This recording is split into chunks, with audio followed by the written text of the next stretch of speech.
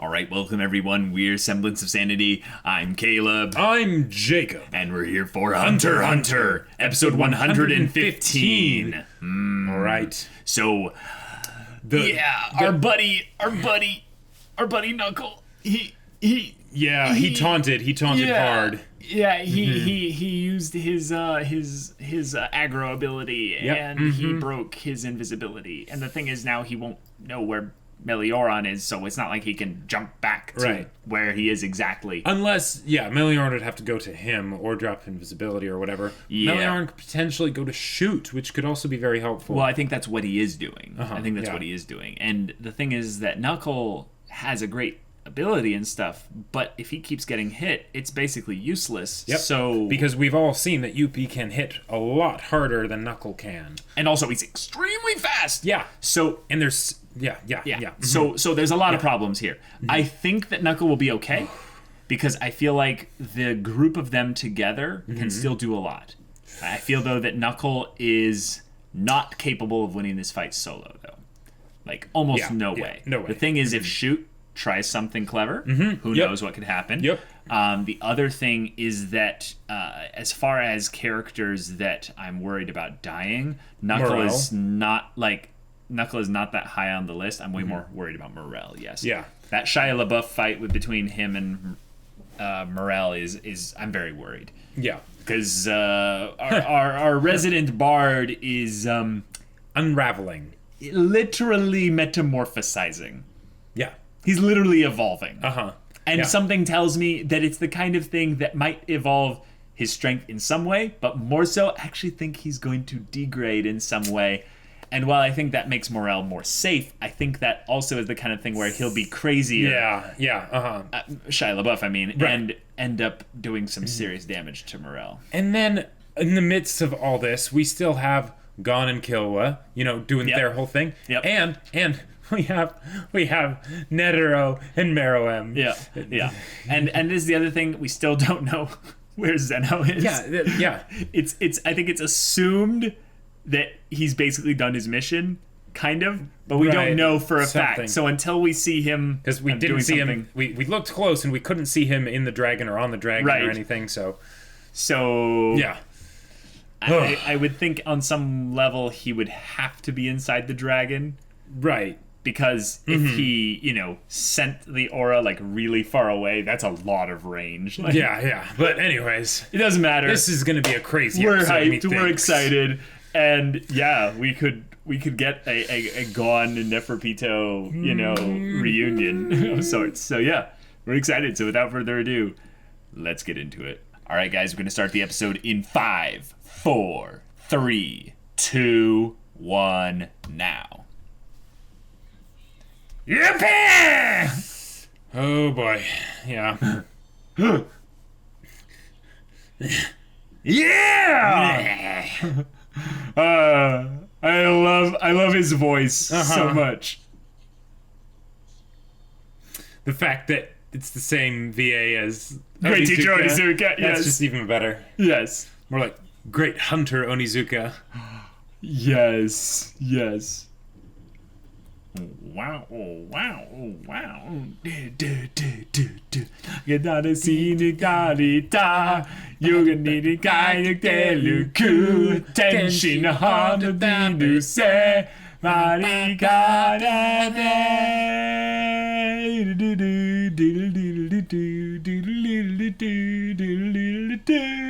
Like a new nate, hachi nani nisa. You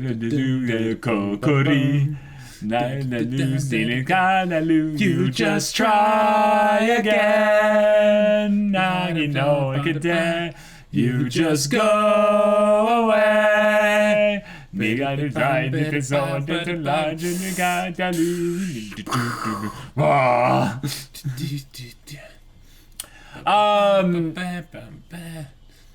This is another big thing is that so far the whole conflict between Meruem and Netero has been very, I would say, honorable.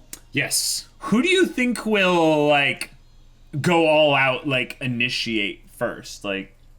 I almost think it has to be Netero, but I I'm curious as to why Meruem is almost entertaining the fight. So. Ah, yes.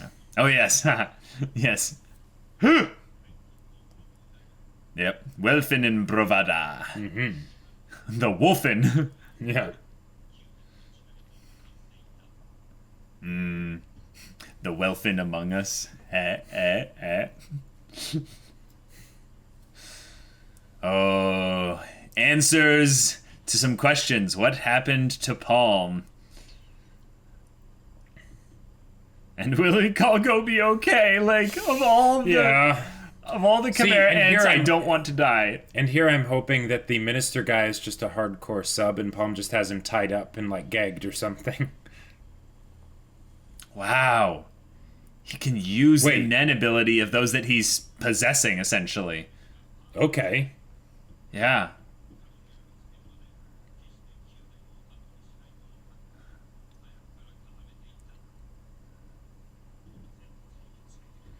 Oh. A Nakama of a Nakama. That's right. Yes. He's saying Nakama too many times, he's gonna die.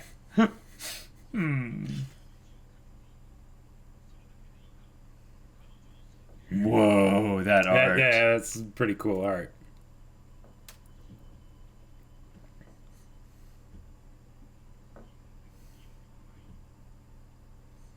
The tentacle creature is going into the sex dungeon to save her. Wow.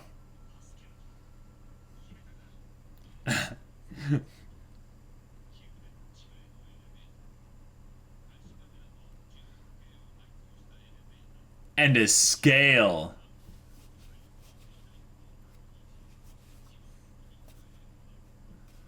Oh, I thought they were going to use that to determine the, Only one. Oh, wow. Wow.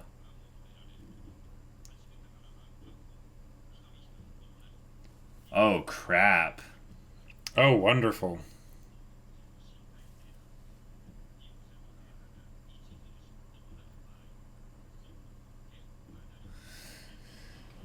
Oh, well, wonderful.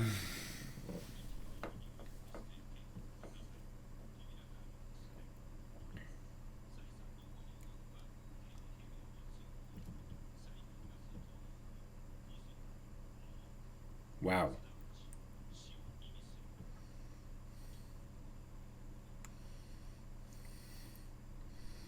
Well, this is nerve-wracking. Yep.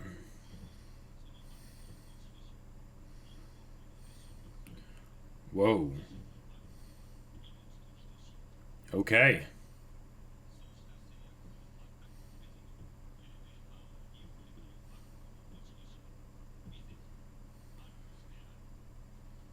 All right.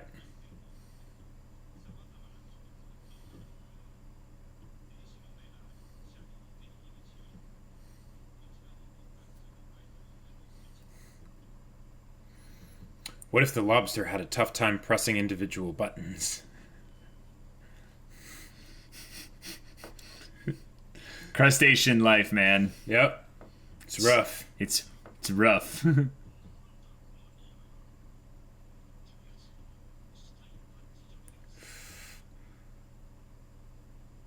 Oh, yeah.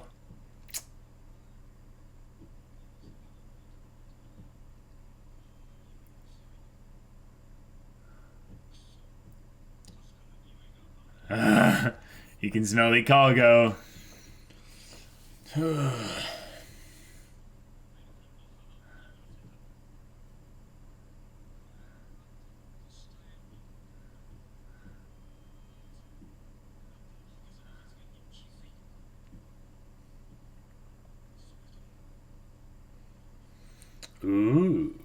Whoa.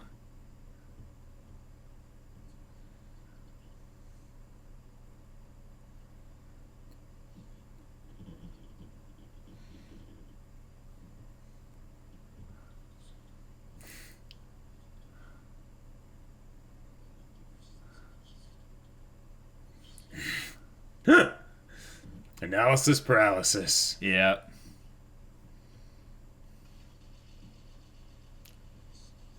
No, that's him Okay. thinking, like, you know, what would happen. Or you could just, cut your losses and.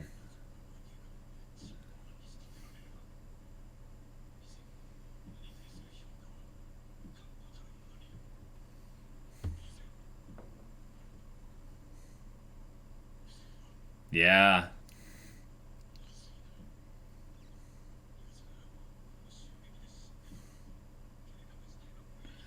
Jeez. Wow.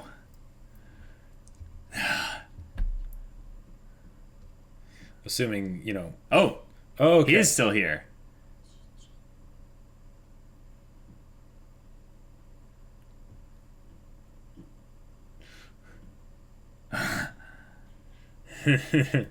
Whoa. Yep. Okay. Yep. Huh. Okay.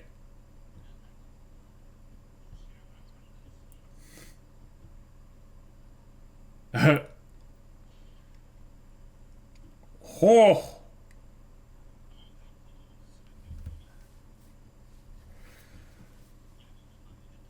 Okay. Wow, but he used that Nen technique from that Oh, yeah, stupid far away. He Yeah, made yeah. it self-perpetuating. So like that was like a combination of like emission, Mainly emission. Yeah. yeah, Probably. but like transmutation.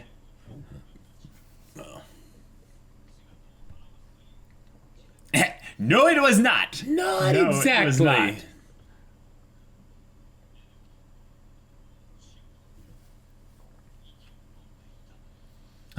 Yeah. Wow.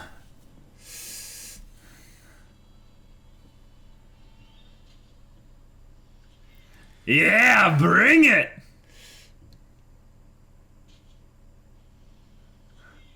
Let's hear it again.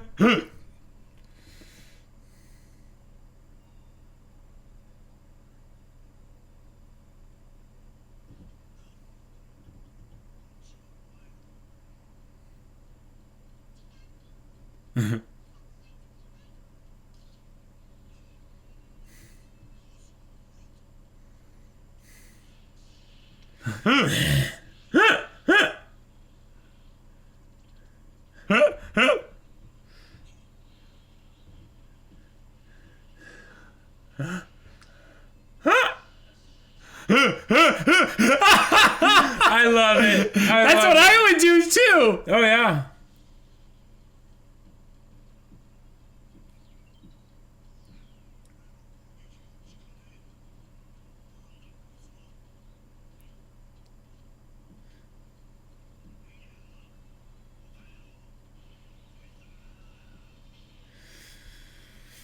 Okay.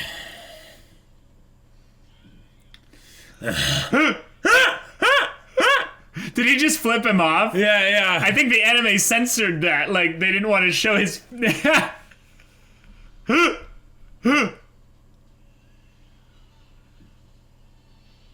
Whoa. Well, he's also leading him away from shoot. Uh-huh.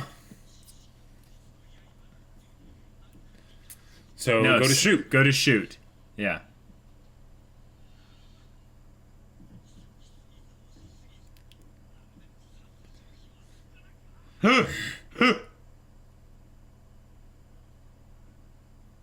Okay, so they're just hanging out at the perimeter, or I guess.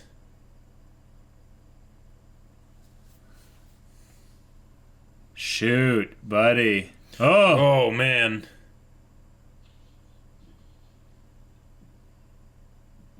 oh.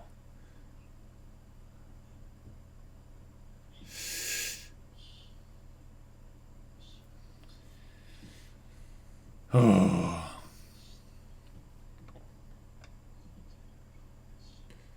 Oh.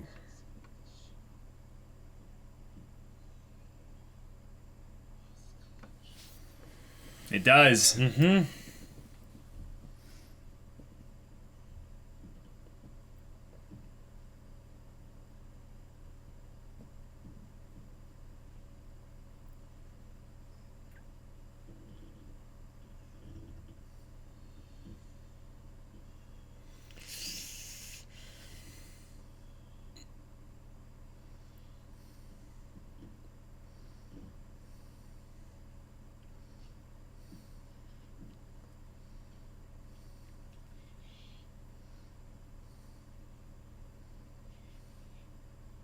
What? What?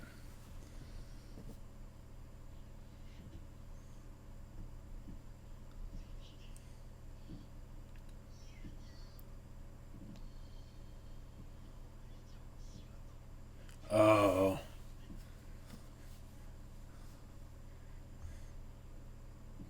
Why can't he turn it off though? Probably just instinct, better to, Oh, cause he's scared. I guess. Well, his power can't help shoot. That's true. Yeah. Maybe take another breath before you go after them, though. Oh. Oh.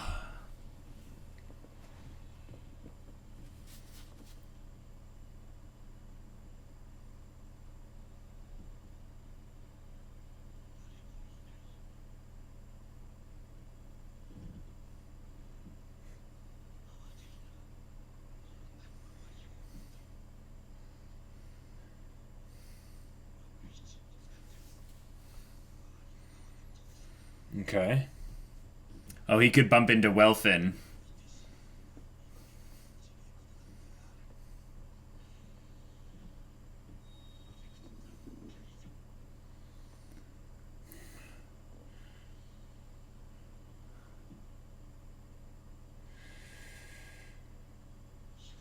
Okay. Cool, cool. Just keep this going, buddy. Fight was taken outside, okay.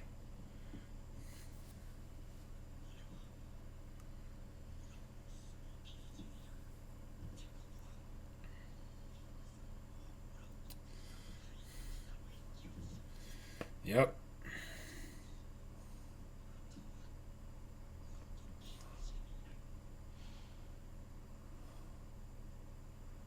Oh, that's cool. Yeah.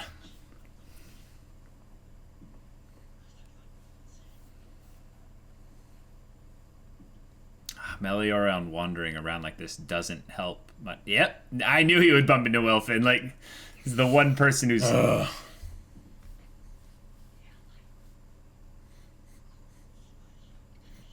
Welfin right now is, totally paranoid of who's with him and who's not.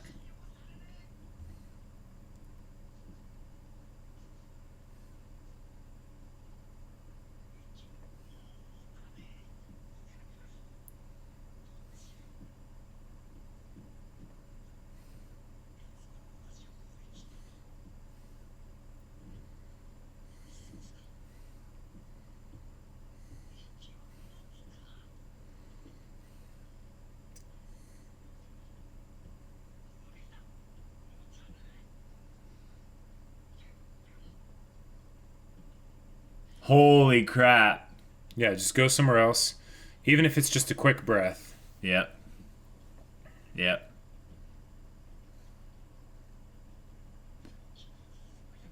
Yep.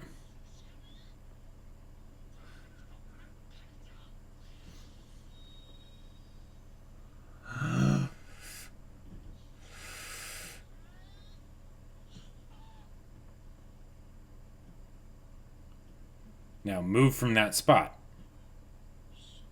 Just run anywhere else.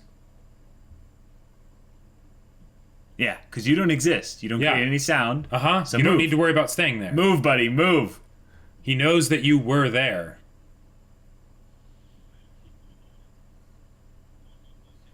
Oh, okay. All right.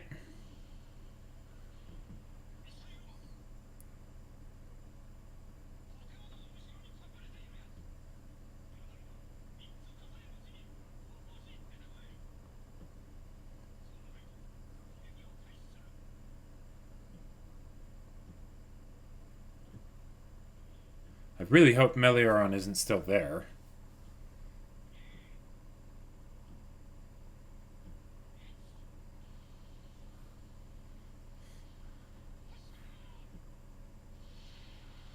Rockets. Cool.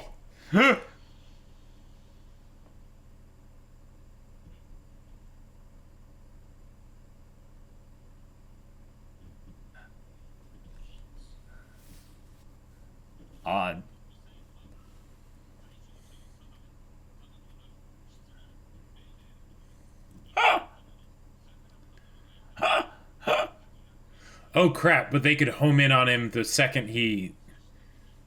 Yes, yes. Right. Right, That's good.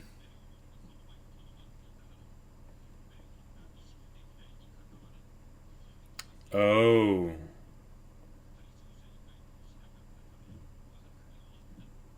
Gotcha. Whoa.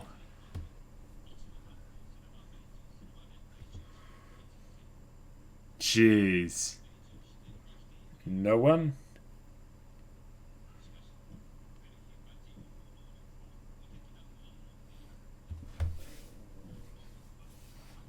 Right, to find them. Mm-hmm. Of course he is.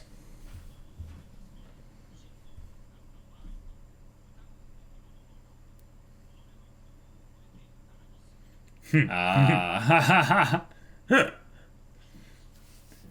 His whole personality is so full of contradictions in Right, a fun way that makes his character very interesting. He just needs to go to a beach somewhere. Right, and, he like, needs to de-stress. He like, yeah.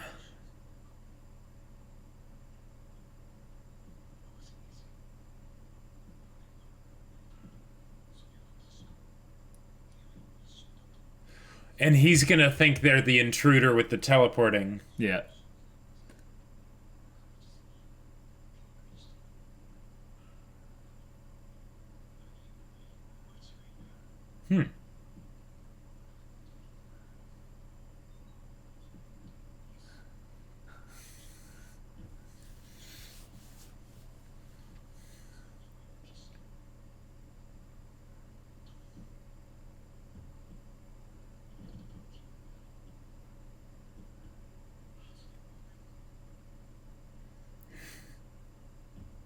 This is so fascinating to see a character who's weak, essentially, by the standards of all the other characters, Right. have all these aspirations and confusions at, like, Oh, yeah, what's actually going on. Like, they have a limited perspective.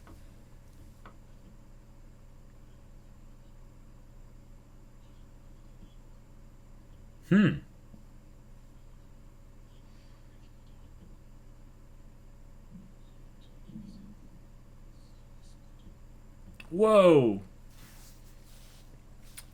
That. Okay. Whoa.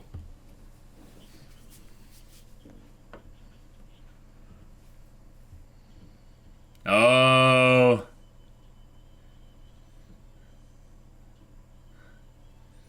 Gone and kill her. Uh-huh.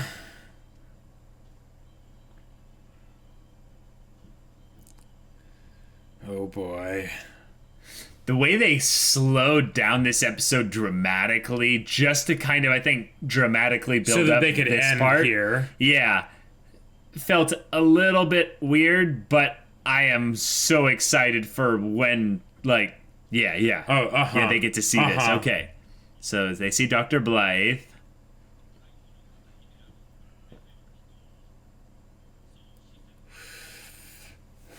They're not showing Gon's face. They're not showing Gon's face. Yeah.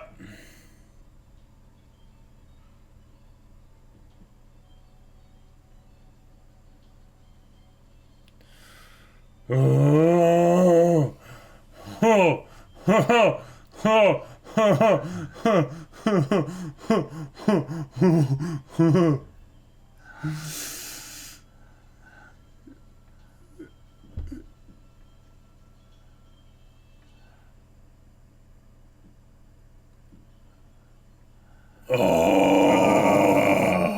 Oh, Here we boy. go, guys. Here Okay. we go. All right. Notice the narrator is not saying anything. Nothing. Anything. Wow. Oh. Wow.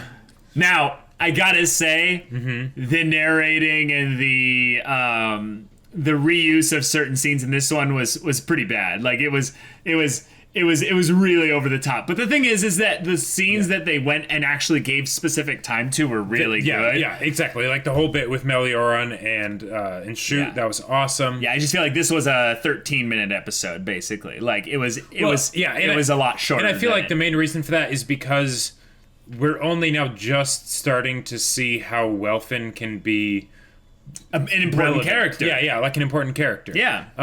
But the fact that like he's thinking about like just switching sides. It's like, Whoa. all right, cool. Yeah, like now I'm a lot more interested in seeing what happens there. Right. The idea of having him think so much and go into analysis paralysis lead him to conclusions that we would never have done because this is kind of a human thing. When you're a little bit scared, you end up kind of drawing the wrong assumption and then spinning off of that. False evidence appearing real. Yeah. Yeah, exactly. So there we go. And yeah. All right. So this was kind of I would say a breather episode, but that's kind of a really bad pun for this instance there. I love that you were just immediately like, ugh. But like, okay, let's draw out the good things about this episode. Welfin is now a fantastic, like, he was already kind of interesting. Yeah, but it was more of like a quirky, entertaining, like, what's up with this guy taking everything so seriously kind of interesting. Yeah, also the way he was introduced, I feel like could have been done better because he's suddenly now he just suddenly appeared. Yeah, like he's a way more interesting or way more relevant character. Yes. And because he's easily kind of like squirrel, you know, he kind of goes after whatever his nose smells in front of him. He has a little bit of an aimless nature despite being so suspicious. So I like that he's now drawing conclusions of, wait a minute, what if I'm on the wrong side? I'm like, oh, cool. Yeah. It's like, all right, run with this, buddy. Yeah. We'll see where this will go. See where that'll go. And that gives me hope for the post kind of like the world where, you know, someone like Colt is essentially maybe the new leader of the Chimera Ants, right? With you know the child. yeah. But okay, so now we know what the deal is with Zeno. Yep. So Zeno is an amazing Nen user. Yep. Because and now he's just done. He did his work. Yep. You know. Now I don't know like if we're supposed to like read too much into it, but him being able to use that like dragon ability and have it go and maintain its form and everything over that distance, and having it kind of be like a combination of emission and transmuting, like yeah, I don't get how you got the transmuting bit, because the aura changed form into something. That's all it is. Anytime the aura changes itself into something, he gave it the aspects of a solid dragon. And also potentially a semi-living creature that could actually have intelligence and decide to fly them over to some place. Right, exactly. So it's a combination of a lot of things. I think that's the point. Is that all the Nen masters at this level, they're always tapping into combinations of a bunch of different things. So it makes it hard to identify what Hatsu specialization they are. But the fact that he did that. Is just proof that he's really good. It's pretty insane. Netero is unintentionally, I think, built up by this ability just being shown. Because we know that Netero is better by like a large margin than the fact Zeno. that Zeno didn't go with them, probably one, because, this was all he was contracted for, but also probably because he wouldn't have been helpful. You know, I agree. And that's insane. And then of course the whole little like look and conversation, bit of interaction between Zeno and Killua, because it's like, oh, hey Grandpa, oh, hey Sonny, what are you doing here? You know, it's kind of the professional courtesy of like, I don't need to ask questions. I don't need to say anything. I'm just gonna give you a look. Just know like you go do what you have to do, kind of look, you know? Right, yeah. And Zeno not telling them what was going on in there was kind of cool, because he was saying, I'll let you draw your interpretations of it. Right, your interpretations, your conclusions, and make your own decision about what to do with that information. I feel like if he had said something, it would have made an either... Like, we're sensing a lot of disparity that's about to come between Gon and Killua here, but it would have made it even bigger, probably, if Zeno had said anything. Because I feel like anything Zeno says, Killua is going to take with respect, with a little bit of, you know, kind of like acknowledgement. If he says Neferpito is trying to save a human girl, Killua's going to be like, oh, I guess that's what's happening. Like, or he's going to be like, wait, really? But in the back of his mind, he's like, He's like, if Gramps, if Gramps thinks so, then yeah, I mean, he's, probably better at these. And Gon might even have been like, whoa, that's strange. But then the minute maybe he sees Neferpito, he's like, and I forgot about that. Triggered. Like Gon having a moment of in this episode, basically just a moment of just kind of shifting into like, I'm going to kill someone mode. I think is good, but this episode might have benefited from a little bit more just build up specifically in that area. Sure. Or not. Yeah, I know what you mean. Like, and I would say it's not necessarily that it needs more build up, because it's had plenty of build up. But basically, the idea of and we got plenty of time with Gon and Killua last episode. So probably what the thing that I feel most about this episode is that I expected to see more of their interactions with Neferpito. Like, I didn't expect it to be at the very end of the episode. I get that that's what they were going for. Once they're going to do they're going to do it in the next episode. Yeah. I just feel like it's artificially like lengthening the things. Yeah. Or at least like I would have loved to see a lot more of, say, like Knuckle versus Yuppie than of what Welfin's up to. You know, sure, or seeing how Ikalgo is dealing with this whole situation rather than what the people are doing that are on his tail. Right. The other thing is we have to assume on some level that everything that they introduce in this episode makes is all according to Keikaku in the grand scheme of things. Right, in the grand scheme of things, like this the is elevator, very like fine-tuned and all like that the stuff. elevator. Yes, exactly. Yeah, there's it's the a kind of thing where they spend a lot of time detailing everything about this elevator. Yep. And bravado and Welfin and all that. Yeah. There's a reason. Yeah, there's a reason. I loved the Ikalgo stuff. I thought that was fantastic. I feel like they could have shaved off a good 3 to 5 minutes. Yeah. The bits and just reassigned it to other bits. I do think though that the air, the atmosphere that they put around Melioron's story elements. Yeah, I know. I'm sorry. Like the atmosphere they put around Melioron's fear surrounding this, and not really knowing exactly what he needs to do, and just panicking and stuff. Yeah. That was really good to get us into his headspace and kind of like help us feel what he's feeling. It did feel at a couple moments like he forgot about his own ability. Right. Like, because and I think what it really was just for was dramatic tension of saying like, oh, okay, he's gonna, Welfin's gonna launch the missiles, and these missiles actually would be able to kill, Melioron. I thought you were talking about shoot, where I was like, you could literally just turn it off and tell him to keep fighting. Oh no! I loved that part because it was he could have when he said I can't. I don't think he was saying I can't like I physically can't like it'll be dangerous. He's saying I can't bring myself to tell this broken person. Like I loved that part. Yeah, I thought it was a great emotional thing. That was fantastic. And if that's the interpretation from it, then I'm all for that too. Yeah. It just felt like it wasn't like as communicated well to me. So that's all. But yeah, I think that this is also just we have a lot of characters in play, and we have to give them their screen time at some point. Like I'm like I feel. There's just stuff I'm so excited for to come up. And it's like, why can't it be now? We already have the attack happening. Like even the things with like Welfin, there's a part of me that's like, they're being very calm considering the fact that their entire base is under assault. Like they just got bombarded and everything. And of course, Welfin, that just builds up his whole character personality and all that stuff of being just constantly paranoid and suspicious. But it's like, wouldn't they kind of have more high priority urgent things to think about than well, that's the thing, like they're human. That's the thing. Sure, the Chimera ants are ultimately beings with human traits. And human traits, there's greed, there's ambition, there's all these things that chaos is a ladder. Yes no, it's not. Chaos isn't a pit. Chaos is a ladder. I got the wrong season's accent. You sounded like you were doing a Sean Connery impression.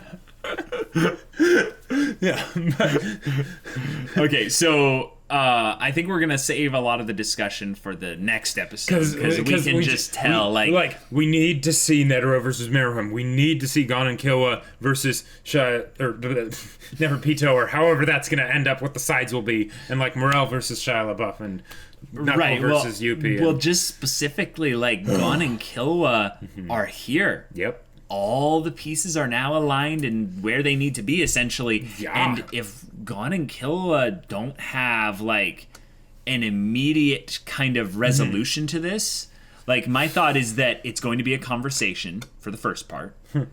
it's going to end up in a fight at some point. Yep. The thing is that what does Killua do? Like I am Kite really the enemy. Like this is the thing. Yeah, that's funny. Kite. I am pretty sure we know essentially what Gon's gonna do. Yeah. Gon Gon smash. Gon will probably he'll probably just Gon's gone crazy. Gon's gone a little crazy. But the thing is that every once in a while I kind of underestimate Gon. I kind of have moments where I like Killua so much that I kind of forget that Gon is a extremely quick thinking person. Right. And when I see him like this, I assume that he's kind of like me, where if I get emotionally compromised, my quick thinking goes away. Like it goes completely out the window. But I'm curious now because we've seen Gon be in instances where he's like seeing the virtuous what do you call them? The villainous virtues. Villainous virtues of someone, and we're like, wow, Gon, you're being really kind to this person and stuff. How does that part of Gon match up against the part to where he's just pissed that this person did this to Kite? I think it's something where Gon's quick thinking, it won't be thrown out the window. He'll still have it, but it'll be going in a very specific direction very fast. The break Neferpito over my knee kind of. Yep. and he's already there in his head. Anything that would get in his way, and he's been doing it for weeks. In his way. Oh yeah. Or at least a week. More. No, because he had a full month. My gosh, that's right. Knuckles' bankruptcy thing. Yeah. So he's been in this for a while. Whoa. So guys, this is something that I feel like then has to be brought up.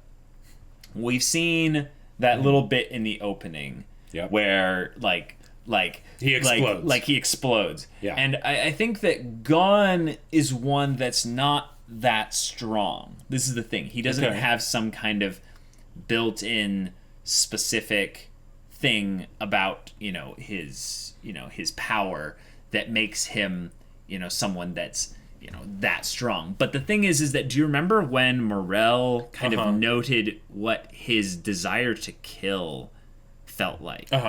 And Morel was seriously scared for his own life. Yep. This is the thing that I wonder, is that we have basically a shonen here. This is a shonen. Yep. It is a very well done, mature shonen. Like very not what you would expect. Very not what you would expect, yes. But the thing is that there have been moments where they will rely on, I would say, specific shonen kind of protagonist tropes. Or the idea of the kind of Gon being a determinator kind of stuff. Yeah. They use it into the Nen system, with the enhancers and all that. Exactly, but then they use it very well. Oh yeah. What we could see here is a classic example of essentially when you get angry, when you get emotional, when you get passionate, you have the full gamut, the positive emotion and the negative emotion. It fuels your power, essentially. Right, because they built up that Nen is something that is based off of willpower. So the whole thing is the conditions and all that stuff, that's a way to strengthen willpower. In this case, Gon is a very singular focus and singular mind right now. Yes. So what's going to happen, I think you're kind of onto something with the whole idea of it's going to be similar to the whole idea of the, shonen protagonist determinator thing, a lot of times with the whole, edgy darkness inside of me type thing, except it's not going to... Or even, and to poke fun at it, the kind of thing. Oh, but absolutely. but like a mixture of that with the Hunter stuff, with the Nen stuff, and it's just going to be this because here's the thing. It's not going to be done as an edgy type thing. It's going to be done as a dark, scary thing. Well, I think it's going to be more so a sad thing. Yeah. I think that dark and scary is totally a thing that's coming. But the sadness is going to be because of Killua.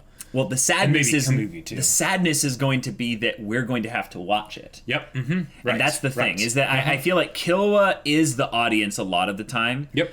But I feel like in this instance here, he's compromised. So he can't be the best form of the audience. Meaning that he's not going to be able to necessarily do everything perfectly. Oh, yeah. So I think that he will stop Gon for not completely. That's my point. Is that like he's going to do something that will at least keep Gon from being a harm to himself, for the most part. Directly, immediately, probably. Yes, only that way though. Yeah. In the grand scheme of things, I think it's almost too late. Yep, Gon's too far gone. And that's the thing, is that I don't think that his character is going to be thrown on the altar of having him do something kind of dramatic and stuff to where Gon is actually gone. It's more of the thing of that Gon chose to let this part of him be essentially in charge. Right. For the purpose of the one thing that he wants right now. And this is the thing. This is the contradiction. Gon is not actually aware that this is what he wants. This is my prediction. My prediction. Okay. I'm probably wrong. I'm probably wrong, guys. So give me a chance here. I think that Gon thinks he wants to fix Kite, but he actually doesn't. He actually just wants to destroy the thing that hurt him. Yeah, it's a very selfish thing. But it's a very human thing. It's a very human thing. It's straight. What was that line from like the first Avengers? He's like, or no. It was Iron Man 3. He's like, no heroic speeches or whatever. This is just good old fashioned revenge. Like, Yeah. Like, yeah. Basically that. And we are going to have to. You hurt me, I'm going to hurt you more. This is the thing, though. I don't think Neferpito is going to go down easily. No. That's the thing. No. Is that Neferpito is probably going to get a lot of, I would say actually a lot of like empathy from us. Oh yeah. Because my worry is that Gon is going to get hurt in some way. This is the thing though. He can only get hurt from a few sources here. Well, he can get hurt from Neferpito. He can get hurt from Killua. And he get hurt from himself. Yep. The one I'm actually the most scared of is him getting hurt from himself. Because then we've Killua, seen, then Neferpito. we have seen what he's done in specific fights where he let himself take insane amounts of damage. And this is only when we're talking about physical hurt. Yes. Not himself as a person. Yeah. So, almost in some ways, I'm done discussing all the rest of this episode. The only thing that's in my mind right now is, okay, when Gon kind of takes a moment to, like, kind of process what he's seeing.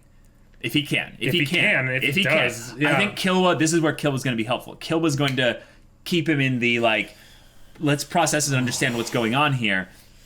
Gon will probably be kind of the thing of, like, what is going on here? It's going to be the thing of, like, he'll channel that anger, that hatred into basically just trying to understand. And I think that's where I'm underestimating Gon, is that I think that he's going to come in here just going to that's what just going to grab and like they're going to go through the wall. Oh yeah, and it's just going to be bye Killua. That's why I'm worried about Killua, because I feel like he could try and step in and I think he will. And I think Gon, there's a very good likelihood that Gon will very much hurt Killua in order to get to Neferpito. Okay, yeah. I think I'm just now. I think I'm now in agreement of everything you're saying. I just know the order. I don't know the order of sequence of events. Yep. But yeah, guys, this was a fun little breather episode. Yes, I'm sticking with that pun. It's a good one. It's a breather episode because I feel like the next episode or 2 or 3 are probably going to be really, really heavy. I really hope they don't blue balls us on the next episode and be like, all right, so now that we've ended it here, we're going to push that off another episode. That would just be like, come on. We're like, they have encountered Neferpito, Tamaro and Netero now. Or to Knuckle and Yuppie, or Morel and Shia LaBeouf, No. This is something that I feel like the arc right now might have a little bit of optimization potential, is that they seem to have certain episodes where they'll focus on everything a little bit, And then there are other episodes where they'll jump in on one thing only. Because they want to to But there's let no consistency. Well, So I'm yeah, curious about the decision for that. Well, because Maybe I'll notice it more on a rewatch. I get why. They're doing it because with an arc this long, right? Yes. You want to let the tension stew. You don't True. want to. You don't want to. You want to spread it out, right? Because that's what you have to do. Because But it you takes also a long need to time spread to do this out the stuff. execution a little bit. Yes, you need to spread out the execution. Episodes like this are kind of an example of not doing right. that. Well, and the main thing I would say here is that because we haven't basically gotten a proper feel for the pattern, we haven't basically gotten into the rhythm of this arc. So we expect things when the creator doesn't want them to happen yet, and we're not on the same wavelength as the creator yet. So we're like, okay, we're gonna get it here. Oh no, we're not. We get it a bit later. Right. So it ends up just being sort of jostling a bit. I do think that HunterxHunter is unfortunately suffers underneath the weight of its own ambition to be unexpected perfectly, till that it's actually like missing out on certain opportunities. And that's not a thing of where it ends up like leaving something on the table entirely, because it usually just ends up delaying it. But I think it's a thing that is common in longer running stories because they have that much time. It's kind of a good thing that you can do, because then you get so much content in there. You can build something much bigger. Build something much bigger. It makes your payoffs that much more impactful. Right. But it puts a lot of extra weight on your payoffs. And if that's true. If you are not an amazing god tier writer, which I would say backfire. Yeah, which I would say for the most part, Tagashi is doing a good job with that. Is that it can really, it can backfire. So I think that's more of a thing that we've come to expect also from watching more serialized forms of drama, where the story needs to hit a specific beat to keep the viewer on a drip feed of specific emotions and feelings, rather than trying to tell an overarching narrative that you kind of gain a lot of extra perspective on when you're looking at it with hindsight. Sure. So I think that that's also a positive and a negative of HunterxHunter, is that we are able to see so much in the past because we have now because we've watched it. Yeah. But when you haven't done that and you're going at it, kind of at this, pace and stuff, you end up wondering, what was the decision for this specific thing here? Right. And it's probably well, it's actually not that big of a deal. It's just a thing of this needed to happen at some point, so we put it here, Well, and that's one of those things where when I think about when this show is, coming out, how torturous it must have been for the people that are like, okay, what, all right, we're in the arc, the invasion is happening. When are we going to get to see, this thing happen? And they're like, is it happening this episode? Okay, not this episode. No. Okay, wait. Okay, yeah, now we're getting, this thing in this episode, kind of a deal. It's something where I like watching things for the most part in that same feeling of getting into the vibe of what it was like when it was originally airing. And even though we're doing HunterxHunter twice a week and stuff, it still keeps that feeling pretty well. Yeah, it still keeps that feeling relatively well, but I think that's because of how slow HunterxHunter can be at specific parts. Sure. Yeah. But yeah, guys, this is a fun little breather. And I'm not going to stop. But if you want to watch the next 2 episodes reactions right now, which are probably going to be insane. The way they've been building this up, they have to start executing pretty soon, so it's going to be awesome. So if you want to watch those episodes, go check out the link in the description below for our Patreon. You can get an early access there. You can watch full-length reactions there. Oh wait, no full-length reactions there. I'm sorry guys, on autopilot here. But you can also get into our Discord community. You can chat with us. You can participate in events. You can chat with us about non-spoilery HunterxHunter stuff, or whatever. And if any of that interests you, we'll see you there. But until then, we're Semblance of Sanity. I'm Caleb. I'm Jacob. And we'll see you all next time.